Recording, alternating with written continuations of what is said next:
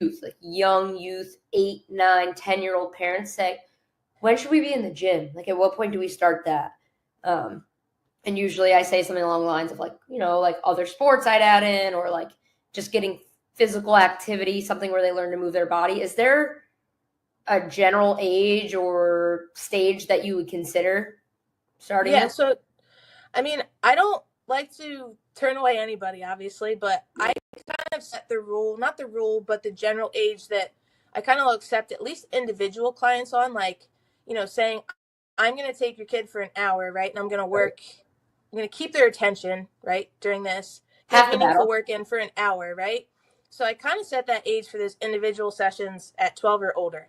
And even that's kind of stretching it for me. But at the same time, I do recognize that I can alter movements, and I don't need to put a barbell on a 12-year-old's back. I don't need that to teach them how to do a deep squat.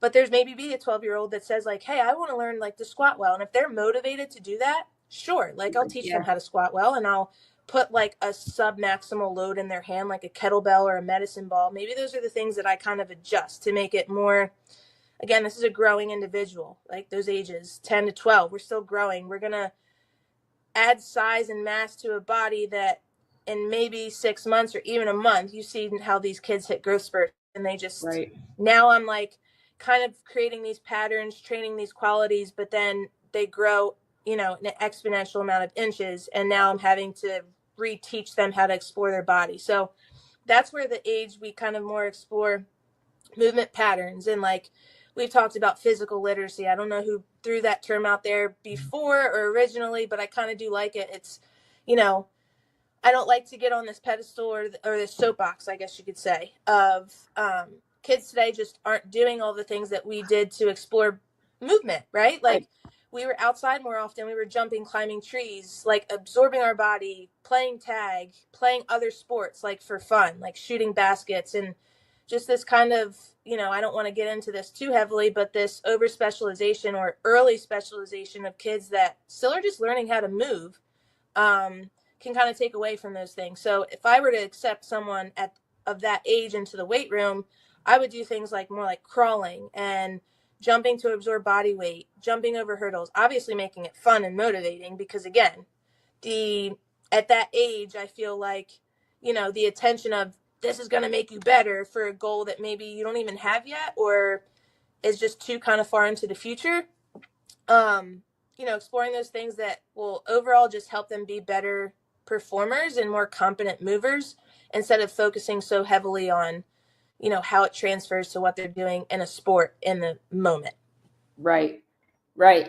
I think that it's something that I think sometimes we get youth goalkeepers that are just so in love with the sport that they're like, I just wanted to be the best that I can at it.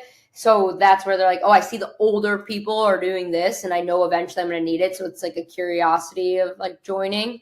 But I like the part about adding these movements, the crawls, and that. And I've seen it be a really great addition because we've had you jump in on some of our like juniors plus and juniors elite programming. It's like our high school kids, yeah, we know the benefit. It's been great when you're in with them, but like to see it with the younger kids and them kind of getting into it, enjoying it. It's like a nice extended warm up more than it is like a targeted session, I'd say.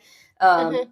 But it's good because I think it gives us as coaches a really good idea too of where they're at in terms of their movement patterns. And oftentimes, honestly, it translates quite well. Like, okay, this person could look really athletic in what you had them doing, and they look really athletic when we went in the goal. And someone else struggled a little bit with their balance and coordination.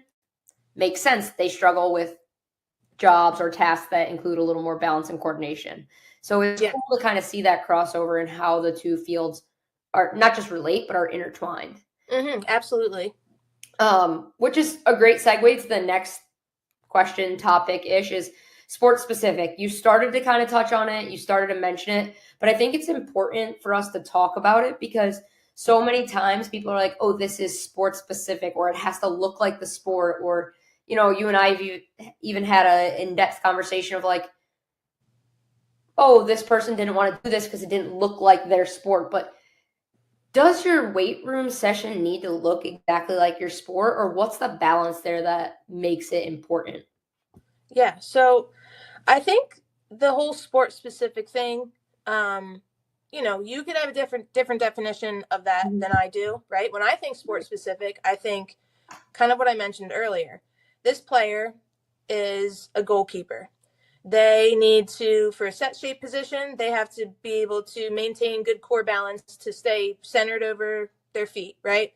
They need to have good core engagement or pelvic stability to stay stacked with the rib cage and pelvis so that they're not falling really far forward with their chest or have their chest too high, right? You can speak more about like set shapes and keeping shape during like varying instances, I guess you could say, of what a goalkeeper's encountering in their session. And to me, that's like bringing it, what's going to make this goalkeeper stronger in those positions when I bring them into the gym. But another thing of sport specific, another definition might be, okay, well, a goalkeeper, I'm going to bring them into the gym and, again, correct me if I'm kind of going off the wrong path here, but I'm going to like throw tennis balls at them and make them do hand-eye coordination stuff like in the weight room when I could otherwise be making them, again, going back to those qualities, stronger, faster, or just being able to endure things for longer while they're playing their sport. So I think from the sport specific thing, it's kind of blown up too, because I think there's a lot of people kind of just, we all use social media as our resource. A lot of us do for like, we see the LeBrons, we see the, everybody of, anyone major sport, I guess you could say icon, we see what they're doing and we see what other people are doing. It's like, what can I do to get attention on social media, or what looks good for my content? And we're kind of in that losing the true intention of what we're trying to do.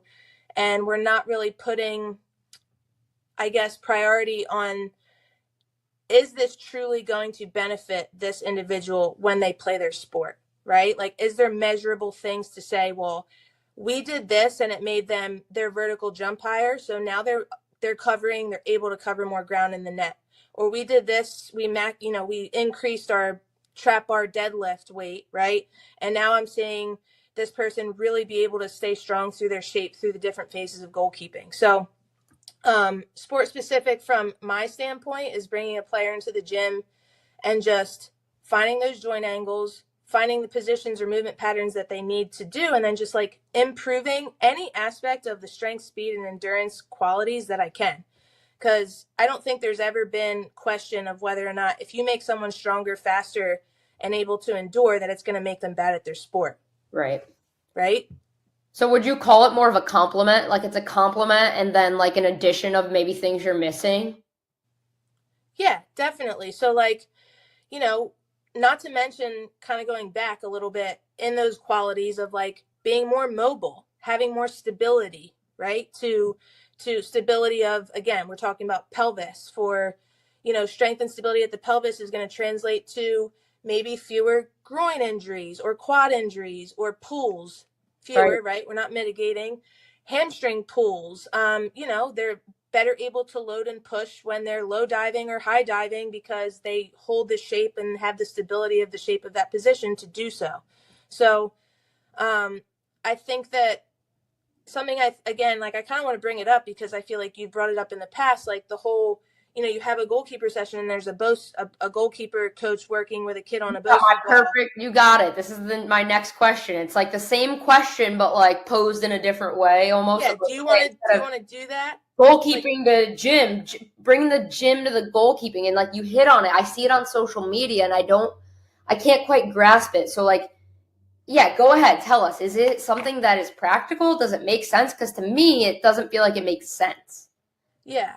I think that, again, people are doing these things. It's like, what can I do to challenge this individual? But it's not really representative of the environment that it should be occurring in, right? Our brains are really impressionable, right? We don't forget environments. We don't forget the environments that make us happy, that we were scared in. We don't forget the scape of an environment, like in terms. Welcome to the Keeper Institute podcast. My name is Tori Corsaro. I'm a strength and conditioning and goalkeeper coach here at the Keeper Institute and your host for today's show.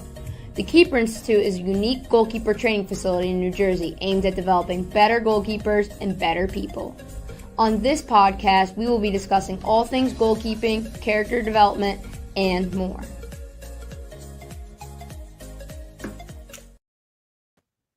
Welcome back to another episode of the Keeper Institute podcast.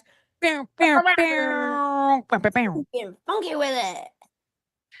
I'm just trying to encourage everybody to watch the podcast instead of just listen, because I also did a funky little thing. She did a little dance. And Jill's one of the best dancers I know. So if you guys are interested in seeing that, then you're gonna want to watch the cat. Okay. Although I have been told I have a voice for podcasts. I think I've said this before on here, which makes me feel like when people say you have a face for radio, and I'm like, right. Is that offensive? I think I'm cute. So is this offensive? I don't know. All right. Without further ado, another topic that we are obviously excited about, because when are we not excited on this podcast? True. We're going to be talking about how TKI is bi-coastal and our trip to San Diego. It has been a few weeks since we've returned, but we have definitely done some self-reflection, and we have quite a bit of takeaways that we'd like to share with you guys.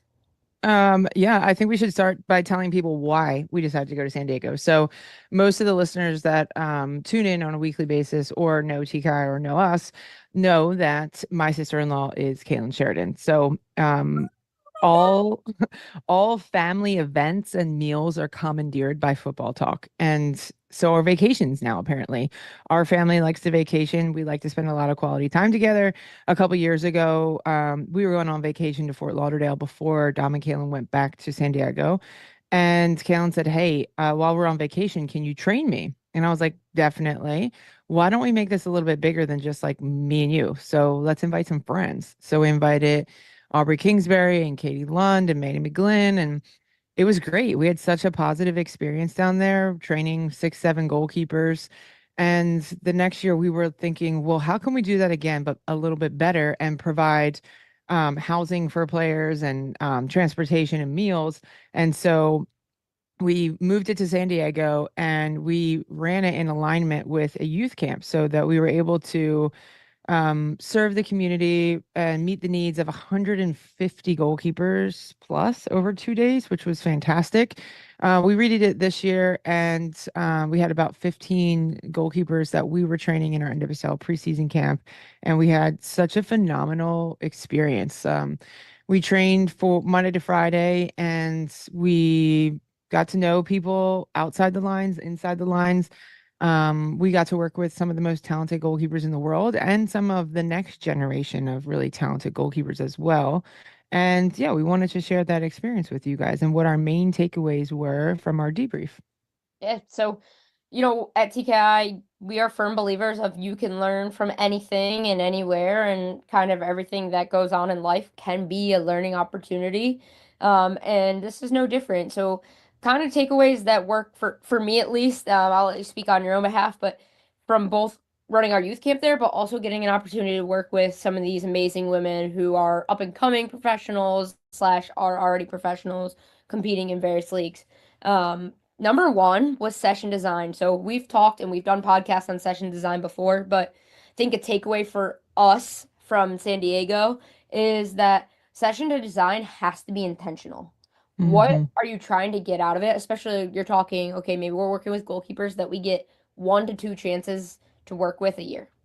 How can I make sure that I'm not overloading, but there's a theme and you're going to be able to know that theme, even if I was to never tell you at the end of the week or end of the day, end of the session?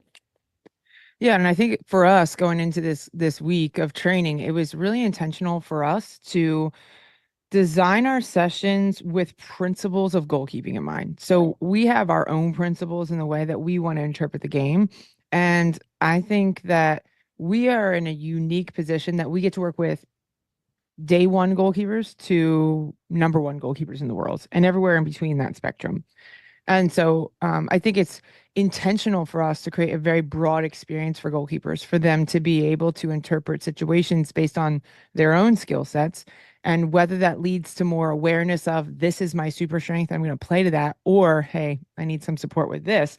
That's the aim that we have every single training. So for us, it's not about, I think if you break goalkeeping down into 3 segments, it would be positioning, it would be decision, and execution of whatever that decision may be. So let's say you're defending the goal, you're positioned to be able to cover as much of the goal as possible. Maybe it's hit to your right hand side, your decision to dive, and then the execution of that dive. And I think so often, especially in goalkeeper training, players only get an opportunity to work on the execution of things. And sometimes it has context and sometimes it doesn't, right? Sometimes it is completely devoid of anything that is rich in information like it would be in the game environment. Right. So for us, we were very, very intentional of, okay, we're going to work on creating high value passes and we're going to work on the decision whether I'm going to be preventative or I'm going to be reactionary. So a bit more closer range 1v1s, not necessarily space defense, but hey, can I impact that ball or do I have to step back and react? And there's plenty of things. We could have worked on that topic for like a month long and never done the same thing twice. But it was really awesome experience because every question that goalkeepers had, we answered with the principles of goalkeeping.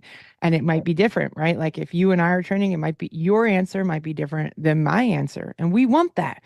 We want to bring awareness. Like that's our objective with every session, whether we're working with 8-year-olds or pros, is we want to bring awareness to something. And then that something could be yourself mentally, yourself physically, your team strategy, your opponent's strategy, whatever that might be. We want to bring some more awareness to that so that you feel like maybe you didn't nail it and the execution, but you understand maybe the decision a little bit better, or you understand the position a little bit better, or you're curious.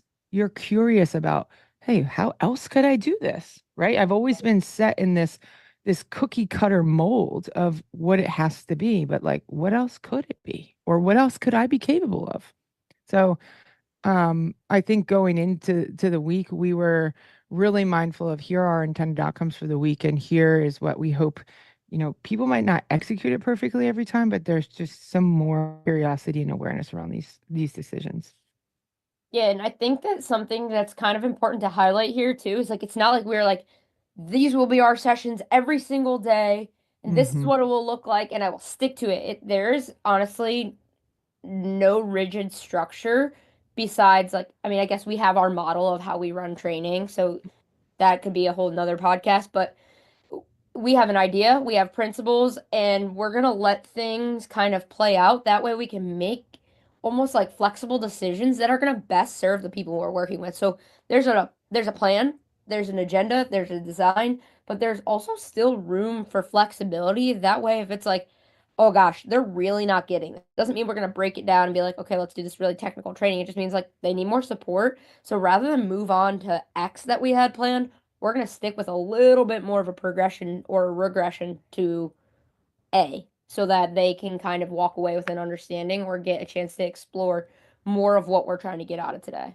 Yeah, I think that's a really important point, Tori, is like coaching isn't a hard, fast Right. thing that it's like 6 reps of this and they'll get it, or like 2 sets of 4, Perfect. right? Like Yeah.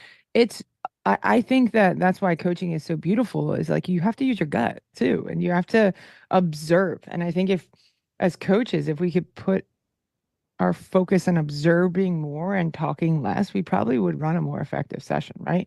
Because if I'm observing that goalkeepers are having a struggle with touching into space, I can manipulate the exercise to get them to do that and explore it and try it without necessarily telling them to do it, right?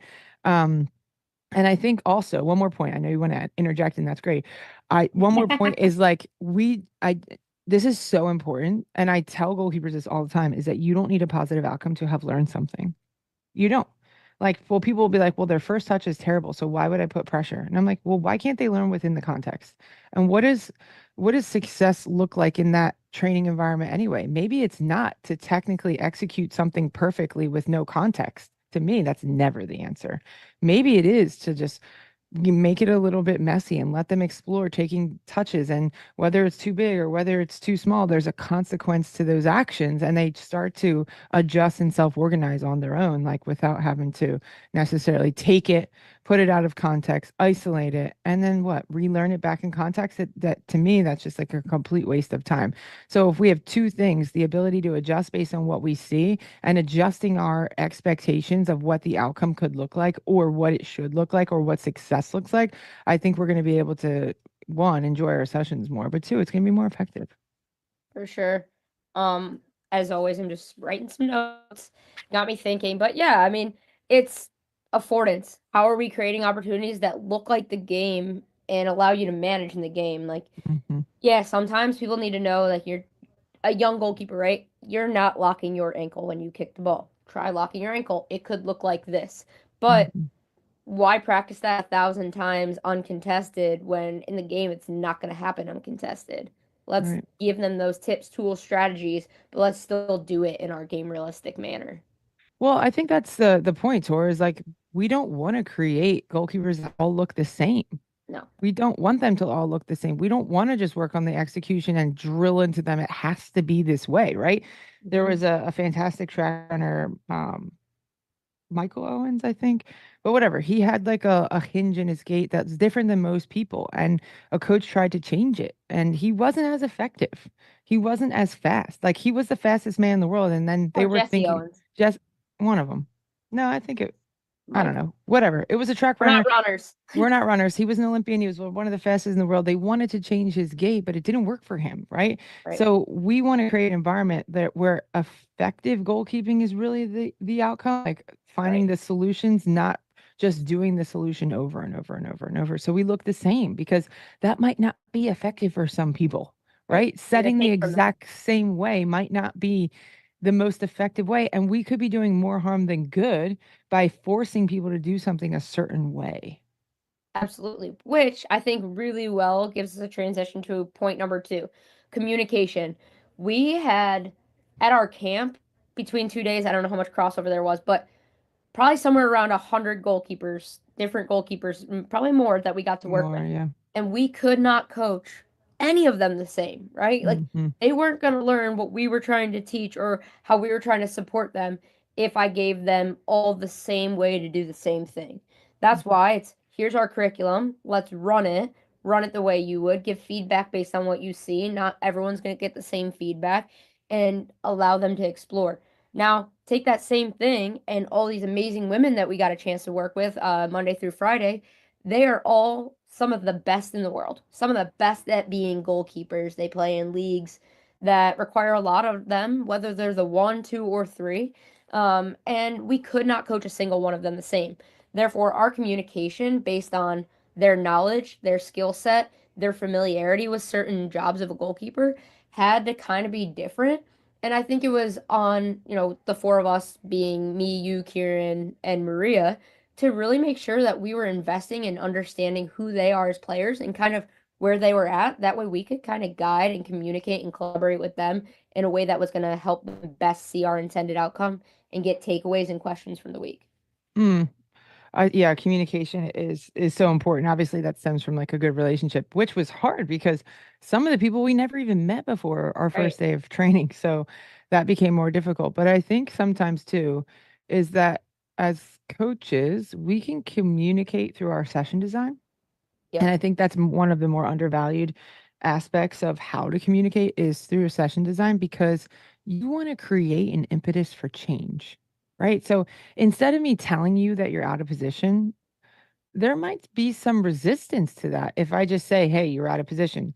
But if I score on you when you're out of position and exploit that weakness, I'm creating an impetus for change where I might not have to say you're out of position, right? Just me consistently doing something to someone and exploiting them now creates a little more buy-in, and I'm communicating, hey, through my actions, we need to make an adjustment here, right? And still, then if they aren't changing, then obviously you want to use your communication and leverage that maybe to, ask them to pair and share and talk about what they see or how they feel or what's been hard. You can kind of check for understanding to see if they even know that they're out of position at all. You can check for understanding of like, I did this because, and then you can get a little bit more to the root of the problem, right? But communication is so important, and I think there's more creative ways that we can use to communicate rather than just our words. Yeah, for sure. So that kind of leads me to a question for you. When you think about the fact that, we're training with some people that we've never met, whether we're talking the youth side or in that pro environment, how do you create that connection or figure out how you're going to best collaborate with them? Because Mm, not everyone's used to that. Like growing up, I went to a session and the session was ran and I was a participant. hmm So how do you kind of work with that as a coach? Yeah, I think it's a lot easier for us, if I'm being honest, than maybe that just the average coach listening to this potentially, because we have a reputation of really caring about people and supporting people and like being advocates for pushing the position forward. And, whether it's on social media or, a quick interaction with any of the coaches at TKI, I feel like people really know that and they get that and they feel safe with us. It's just who we are and the environment that we try to create. And we're very outwardly expressive and explicit about the environment we want to create. So I think it's a little bit easier, but there's so many different ways, like checking in with someone, Tegan Y, never met her before. We worked with her. Emmy Allen, never met her in person before we met her, worked with her. But like sending a text to be like, hey, really care about you and helping you get the most out of this week. So what can we support you with? Mm, Okay, yeah, here's just send me like two or three things. And you know what? I've had already watched their film, so I knew what we wanted to help them with, but like also giving them a voice and like yeah, agency in their narrative and like bringing, again, this is a way to bring attention is right. ask, okay, well, we're going to do that. We're absolutely going to work on service from the half space. And so you're going to have plenty of opportunities. And before you even get there, I want you to think about what are some of the hardest parts about that for you and what are some questions that I can support you with more. Or doing our classroom session. That was like to me really fun because we could sit down and we can collaborate and actually have in-depth conversations where people were like, maybe feeling really comfortable to bring up some of the hesitancies in certain Mm, situations. And also, it afforded us an opportunity for everyone to say how they would have handled the situation and to see how different all of their answers and solutions were, right. which I thought was so beautiful. Like, just this abstract way of being able to solve problems that might suit your skill set better than someone else's. And I thought it was cool, really cool. Yeah. I think communication is like one of those things that people are like always ready to talk about, always ready to like give you as a quick answer, our Yeah. goalkeepers included. But it is this thing that goes so much more in depth than we ever give it credit for. So I think a lot of those goalkeepers knew how much you cared because of those first steps that you took. Like, what are you looking for out of this week? Like, where do you need help? Like, taking the time so that you watched and then could express that in your session design in itself helps with that as well. Now, talk to me about feedback. Like, without knowing a goalkeeper and how they learn best, like, you work with Kaylin all the time, right? You hmm know, maybe when she's at her edge of like, she can't take any more feedback today, or when she's maybe like, ooh, she's going to be looking for maybe some support on that. Without hmm knowing someone or working with a different group, a different training environment, trying to set that tone, what do you do to create that? How can you kind of manage that as a coach, you think? That's a really good question. I think so. When I think back about last off season, right? We had never worked with Casey Murphy. It was like her first time coming here. And so in the beginning, like I had watched her games and knew where we could really support her and like some areas for growth. But I wasn't like hard in on it with her. I wasn't like, you need to get better at this. Right. And like, if you want to be on the national team, like, this is what you have to do. It was like, hey, let's train. Let's train a couple times and maybe give you a couple of little things here. Like, well, let's open the width of your feet just a little bit and see what happens. I love to use that language. I'm curious if you tried this, what would happen? I'm Yeah. curious if you explored the width of your feet, how that could benefit you. I'm Right. I think that I think that there's a little bit of a different way you can interpret this, right? Just a lot of questioning rather than you need to do it this way, Right. right? A lot of questioning. And then this is silly, but like when someone else, like let's say Morgan Messner, right? Morgan's been with us in forever. Yeah. And I know I can give her feedback explicitly in a group and that it wouldn't be a shot to her ego or pride, right? I know I can say, Morgan, maybe your timing is off or whatever. Right. And I can give her more explicit feedback where I know that the goalkeeper that's new is listening to that information. And Mhm. then they're like, oh, well, maybe I could do that, right? Right. And so sometimes it's just managing like how much you support that new person in the beginning and check in with them. Like I really like to ask people, how do you feel right now? How do you feel right now? That gives me a lot of insight on like what's your mental talk looking like? Do you want to light me on fire? Because if that's the case, you want to light me on fire, you're in flight, or freeze. Like you're not hearing any of my feedback anyway. You're not picking up on any of that information. You just want to get out of there as quick as possible. You want to fight me, or you're just going to like get stiff and not make any choice, right? So we want to try to regulate that by asking like, hey, how you feeling right now? Great. Take some deep breaths. I'm right here with you and it's going to be okay. We're going to work on it and you're getting better. You just don't see the final outcome right now, right? Right. Just really, and not doing that obviously in a group of everyone, but sometimes, I mean, when everyone is comfortable, I could say that to people, right? Or describe how you feel in one word. Like when people are getting water, I can just come up to someone and be like, hey, are you doing okay right now? You're doing great. Here's some positive thing that happened and here's where we're going to keep trying to explore this, right? Yeah. Or I was just in with the national team and we were doing a session with the futures and the head goalkeeper coach was asking them to do something really different with their end line service positioning. And I said, hey, can I make a point real quick before we start this? And he was like, yeah, of course. And I said, hey, you guys, I know this is really different than anything you've ever learned before. And it's going to be really hard. But I want you guys to try and be open to it and see what happens and just see what happens. And if it doesn't, come off right away, we can explore something different, right? But this is going to be hard, and going into it, it's going to be hard for everybody, right? So just kind of like setting the scene of like what the expectation is, right? We don't expect you to be perfect. We want you to try and explore something new and different, and it could be hard in the beginning. Yeah. It's brilliant. I love it. Well, we got to go on to number 3. All Okay. Now right. we have to talk about communication. We really could, Tor. Communicate. But number 3, I think it's important for the players, but we took this away for ourselves. Like if you're a coach out there and you're a career coach especially, or you're a goalkeeper coach, like our physical demands are quite high. You're essentially trying to be an attacker for hour and a half, 2 hours, however long your session may be that day, Hmm. and those weeks leading up to it. But recovery is so important. I was like, I don't always warm. Sorry, Leah, we just had you on a podcast recently, but I don't always warm up before I coach. I never cool down after. Um, Right. and I like to think I take pretty good care of my body, but like I'm not doing what I should. Like these professional women are probably going home and doing their post-workout stuff. They're getting Normatex, they're getting treatment. Like as a coach, I think a lot of times we think that's for the athlete, but if our job is this and this is our career, we have to almost be treating ourselves like an Yeah. athlete. Yeah. Um, I think we individually took that away. And then when we convened, we were both said at the same time, like, we need to recover like we're pro athletes again. Like it is like we're getting a little older. Our body's taking a little bit longer to bounce back. And our sessions tour that we run here are unforgiving for us. They The other really day I are. saw my watch and I had run 11.5 miles in the day from training, 2 sessions. That's it.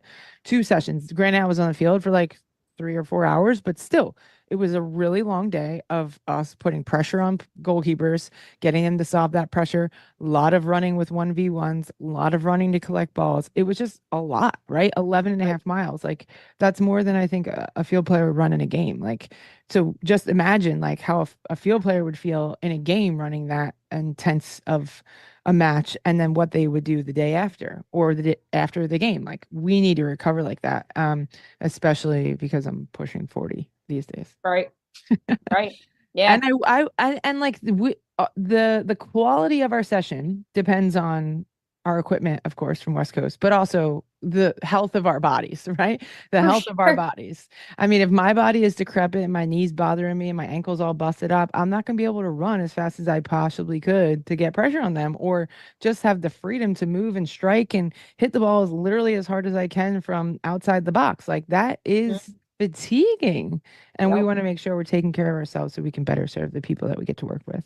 Yeah, and it could be low barrier to entry. Like it doesn't have to be anything crazy, but even just something as simple as taking 2 to 3 minutes to be like, okay, I'm gonna warm up before so my hip flexors don't feel like they're ripping when I hit Right. my first 5 shots.